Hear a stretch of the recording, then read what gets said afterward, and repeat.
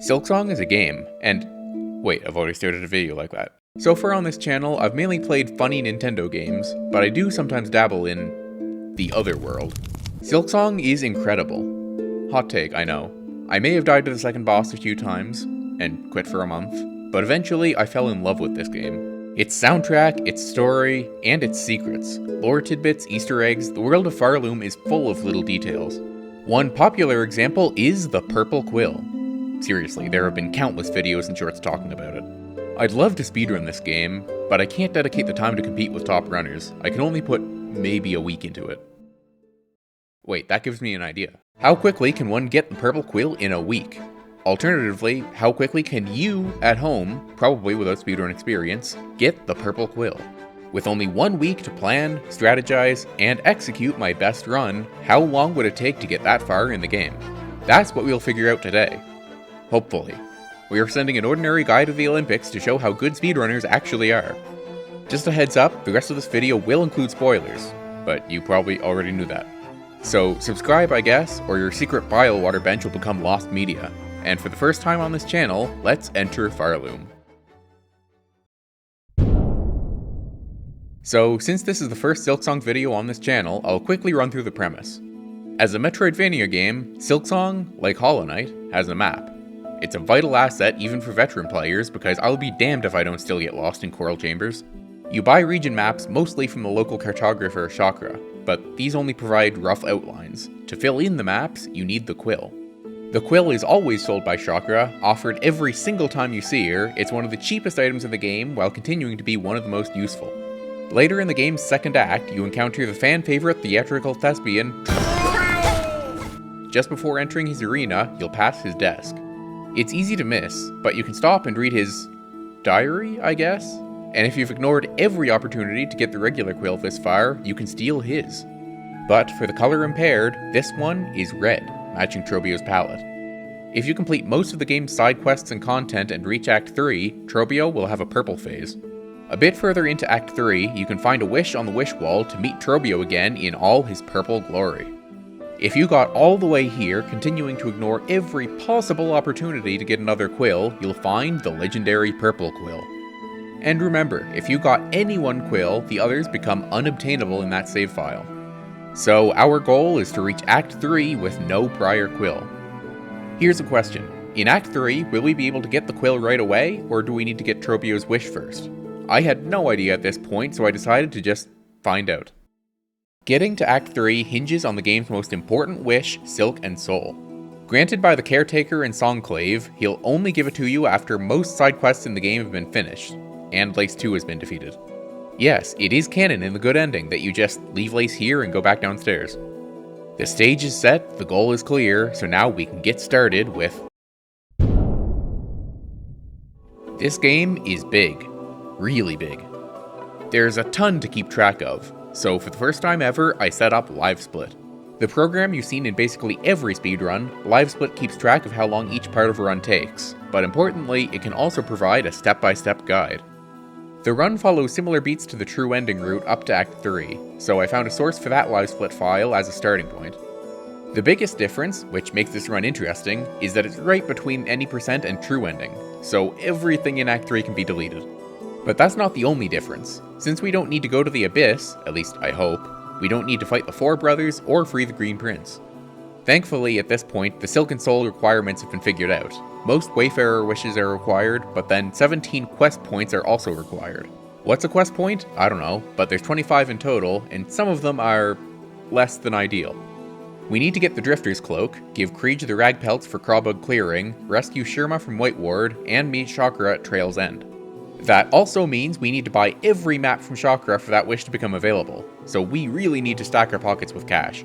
That's on top of all of the donation wishes we need to make for every settlement. Greedy pieces of shit. We need to climb Mount Fae to receive the Faydown Cloak and get the Bellhome Key from Pavo. Finally, the Flea Caravan needs to reach Fleetopia, which means we need to find 22 lost fleas. And enter the Putrefied Ducts. So that's the checklist for receiving Silk and Soul, but we're not done just like that. We also need to provide 4 items to the Caretaker, the Snare Setter, and 3 souls from the Shamans. Yes, that means we also need to enter Bile Water. The first adjustment I made to the live splits was to the usage of the simple key. It's not far from a few lost fleas, so we might as well pick it up, but if we don't care about the green prince, what would we use it for? That's right, the rosary cannon. No, it's actually for the rosaries in the bank. This cash injection is a nice way to make sure we have enough for all the donations and maps. The live split file I found for the true ending skipped over some minor things, like picking up moss berries and polyp hearts, or turning in completed wishes.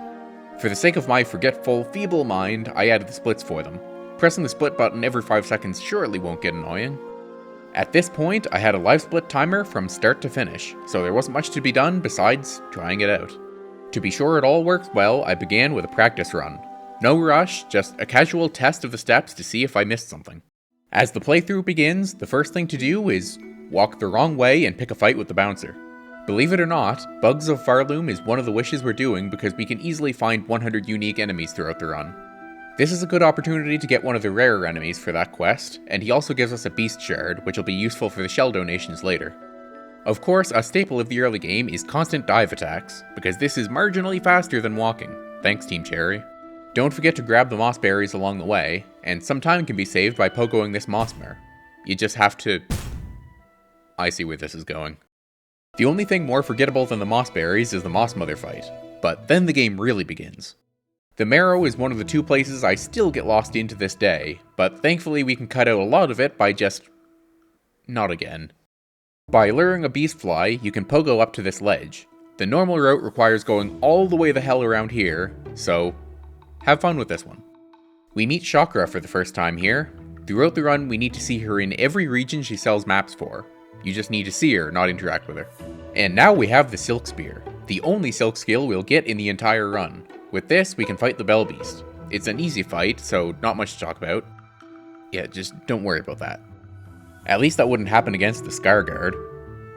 No, that wasn't foreshadowing. I died enough to him at the game's launch. In Hunter's March, we get our first lost flea. This run takes the flea route. Instead of getting the Drifter's Cloak early like we normally do, we take the flea caravan to Greymore. Taking the fastest route to Swift Step, Hornet finally discovers the ability to move her legs slightly faster than normal, so no more constant diving. Some more lost fleas along the way, and we fight Lace 1. Even from my casual perspective, this is up there with Moss Mother as the easiest fight in the game. We do enter Farfields, but just to open the Bellway and free 1 lost flea. Then we return to the flea caravan. Wherever that is. Good news, this route doesn't fight Moorwing, so it's just lurking, forever, as we head to Bellheart and Shellwood. Widow is our next boss fight. If you haven't seen this before, you can skip Sister Splinter by pogoing off an enemy here. This skip is pretty self-explanatory. The polyp hearts, like the moss berries, are always available, so you just need to remember them. Widow is slightly harder without the Drifter's Cloak, but still not a problem for an experienced veteran like myself. Thankfully, after getting all the Bellheart wishes, we can upgrade the needle. And even better, we take the Bellway back to Firefields to finally get the floaty fabrics. And on the way back, there's an easy trick to skip fighting the 4th chorus entirely.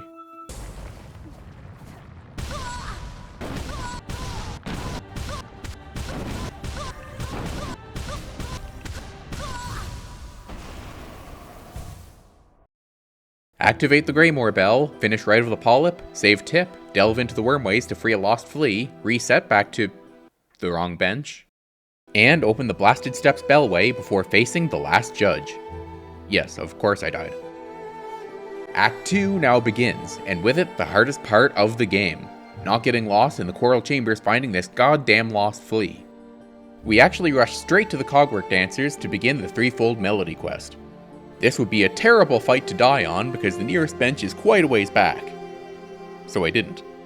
Now, the main quest is divided into 3 parts: the Conductor's Melody, Architect's Melody, and Vault Keeper's Melody. We'll start with the latter. While in the Whispering Vaults, we open the shortcut to Songclave, open up the settlement, and start the wishes on the wish wall. On the way down the vaults, there's a lost flea to save, pale oil to grab, and a shortcut to open. From there, it's a good opportunity to open the Grand Bellway and get Needle 3 before finally fighting Trobbio. He's here, and he's great. Greatly lacking in purple, so we'll come back later to see if he's realized the problem. The elevator, that we never actually take, leads to a split path, so now is the best time to go get Clawline before looping back and getting the Vault Keeper's Melody. Back in the Citadel, we save Jubilana on our way by, against our better judgment, because we're headed to the slab. No, sadly, we're not taking her there. This leads to the big Mount Fey climb, and there's a really cool trick here. Dying. When you die, you leave behind a cocoon. By pogoing off of it, you can just barely reach the platform here. This definitely didn't take like 5 attempts, but it's worth it for the best mobility in the game. All the way back at Bone Bottom, I activated all the wishes on the wish wall before heading to Weave Nest Atla. When planning out this run, I was considering the crest. In my first 100% playthrough, I loved the Wanderer's crest. Say what you want, I don't care, I love the flexibility and speed. But then I remembered the first upgrade for the Hunter's crest only requires meeting Ava, who we basically passed by on our way to grab the snare setter anyway. The damage boost may disappear after taking a single hit, but I just can't argue with that potential damage output. This is where the awkward trip to the Sands of Karak was thrown in, for Needle Strike, 2 fleas, and the simple key. There's a shortcut to the Karak flea, but after 10 minutes of attempts, I'm just not going to get consistent at this in a week. From the western edge of Farloom back to the east, talk to Sherma, then make the White Ward title appear so we can begin Balm for the Wounded. As soon as you see Sherma is lost in White Ward, rush there to save him. This isn't just for the speedrun either. If you didn't storm White Ward immediately, that's a you problem. This is the part where you realize you had to talk to Jubilana in Songclave before she leaves again and the next wish appears on the wish wall. It's a canon event, you have to lose 10 minutes here to figure that out. Though, maybe I was stalling subconsciously, because of where we're headed next. It's unavoidable. Like taxes and death, the putrefied ducts persist, just because the world would be too peaceful otherwise. You need to reach into its deepest depths just to have a quick look at Pale Lake. This is required to send the fleet caravan to its final spot. Then immediately quit back to the bench in the Memoriam. Yes, the Memoriam bench, because you didn't think I'd actually defeat the Drape Lords without dying at least once. Since we're in the Memoriam anyway, might as well get the Architect's Melody now, at the top of the Cogwork core. At this point, I should add a split for Googling the solution to this puzzle, because I'll never remember the solution in the heat of the moment. And lastly, heading into High Halls for the final part of the melody. This is when I added 2 things to the run to accommodate the fact that I was running it. As mentioned earlier, the Rosary Bank is a pit stop to grab a nice boost of $500, but I also threw in the Claw Maiden core. For those of you who weren't aware of it, I'm sorry. The Claw Maidens are those mechanical shits that make the High Halls Gauntlet 85% more frustrating. In this side room, in possibly the only case of pushing environment objects to make platforms, you can double jump to reach the source of the puppet's controls. Without the extra nuisance, the High Halls Gauntlet is easy enough that even I completed it on the first attempt. That's saying something. With the threefold melody complete, we head straight to the cradle to fight Lace 2. As mentioned before, we promptly leave her there and take the Ventrica back down. We've got more to do. Starting with Crawbug clearing. We've already accepted the wish, but the Ragpelts won't spawn unless you speak to Kriege. Twice, of course. I remember repeatedly fighting in this sparsely populated lake in my first playthrough, but it's much faster if you saved the Craw Lake Arena for this. It opens a path to 2 fleas and gives you almost all the Ragpelts you need in itself. At this point, hopefully you've killed 100 enemies to complete the Bugs of Farloom quest, because if not, well, that'd kinda suck. After reluctantly saving Krat, we're finally headed into the worst segment of any playthrough of any game ever, Sinner's Road and Bilewater. We need to do a bit of a fetch quest for the Roach Guts wish, and we need to save Pill here. Hope you remember to activate his wish from Bellheart. And then, yeah, let's get this over with. The first trip to Bilewater is mercifully just heading to the Bellway so we can quickly leave. En route, there's 2 lost fleas and Chakra. This should ideally be the last region you need to see her, so buy all the maps she sells. Fun fact, it costs 890 rosaries to buy all the maps, so your pockets better be heavy. But if they aren't, you can at least buy them back in Bellheart instead. Now we're really getting into the side quest completion mode. To get 17 points, we need to do 2 of the delivery quests, starting with Bone Bottom supplies. These fetch quests involve carrying an item, which will break if you take damage a few times, or immediately if you take any form of fast travel. So that's a nice bit of added difficulty while waiting for 8 silver bells to randomly appear, fighting 3 volatile flint beetles, and fighting the Skull Tyrant. Now we can activate some of the last wishes, Trail's End and Pilgrim's Rest supplies. The walk to Pilgrim's Rest is actually a nice relaxing trip through Greymoor. Then things get even better, and by better I mean a lot worse. This is the part of the run where Groll the Terrible seeps his way into the game by unpopular demand. It was after the 5th failed attempt that I decided to alter the run a bit. First, by unlocking the secret bench, a worthwhile peace of mind for the time it takes to go get. But the bigger change was to get the most situationally incredible tool in the game, the Wreath of Purity. Yeah, for anyone who hasn't actually played the game, allow me to share a reality with you that not only puts the nail in the coffin for bile water, but duct tapes it shut and buries it under 5 kilometers of landfill. This disgusting looking water isn't just damage to your eyes. If you merely touch this water, you lose the ability to heal and your silk slowly drains. Your next bind, if you can even manage one, just frees you from the maggots rather than healing you. This unassuming Christmas decoration is found behind a breakable wall in the putrefied ducts, so it says a lot that it's worth spending more time there to grab it. The wreath isn't permanent immunity, but it lasts so long it might as well be. As long as you aren't spending the entire fight in the water, you'll probably kill Groll or die yourself before the maggots get involved. After nicking the Seeker's soul, getting the hell out of bile water, and grabbing the Bellhome key from Pavo... I said grabbing the Bellhome key from Pavo. Why am I not getting the Bellhome key from Pavo? I'll spare you the time it took for me to find out that you need to give a relic to the Relic Seeker at least once before you can get the key. But now we've got the key, and after chatting with the caretaker for an hour, the Silken Soul wish is finally started. The Hermit's Soul and Maiden's Soul are just freely given to you in much nicer locales, and our journey is reaching its end. The trap is set, Grandmother Silk awaits. After killing Groll, this fight is a breath of fresh air. Any boss from this point on should be rated by how much better it is than Groll. Activating the trap ends the fight, and the credits roll, but we're not quite done. This is when it could get a lot more complicated. Is the quill going to be there before unlocking Trobbio's wish? Can we even get there, or will it be blocked off? After hobbling our way through the first Void Arena, finally I made my way through the Whispering Vaults, and yes, the path is open, and right away in Act 3, the quill is available. It's purple, it's perfect, it's beautiful. There were lots of changes to make to the live splits, some things to rearrange, and adding in the Wreath of Purity while we're in the putrefied ducts the first time. How long this run took? So anyway, because the practice is done with, it's time to do it for real. To end the week, a single run to answer our question once and for all. This is it. One final run. One final trip through the world of Farloom to, get the Purple Quill, and this one doesn't count. Okay, this time for real. 2 moss berries, moss mother, and the first try on the pogo. Wasn't even hard. In this run, I knew I needed to give this idiot Scrounge an item at some point. On the way to Silk Spear, the easiest collectible can be grabbed from right behind this breakable wall. And we're not taking any stupid deaths early this game. That'll come later. Above Bellheart, I broke open this shortcut before fighting Widow this time, and... oh, has later arrived already? No big deal, that's why I opened this shortcut for, so I can just... oh right. This was the first blunder of the run. There's actually 2 breakable walls to open this shortcut, but at least it's open now in case I die again. I killed her on the next attempt, and I can't even be happy about it. Next is the Drifter's Cloak, and the 4th chorus. In case you forgot the death montage earlier, or maybe autoplay is on and you aren't even watching, I didn't even bother with that skip. The quick kill is quick enough, and much more reliable. Oh yeah, did I mention this pogo? Don't worry, these guys are just so cooperative. I wasn't kidding when I said the stupid deaths would come later. The last judge wasn't my best showing, but at least I have yet to die to the Cogwork Dancers.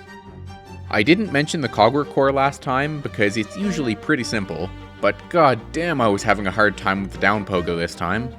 I think the dive of the Hunter's Crest has a startup time. If you initiate it too close to a cog, you just eat a face full of teeth. With Songclave settled, the collection phase has begun, starting with the final appearance of Trobbio. Thank you for your theatrical service. And your quill, we'll be back for it. Clawline, Vault Keeper's Melody, collecting a bunch of pins, and rescuing Jubilana before heading to the Slab and Mount Fae. This time, the cocoon jump didn't take me 5 attempts.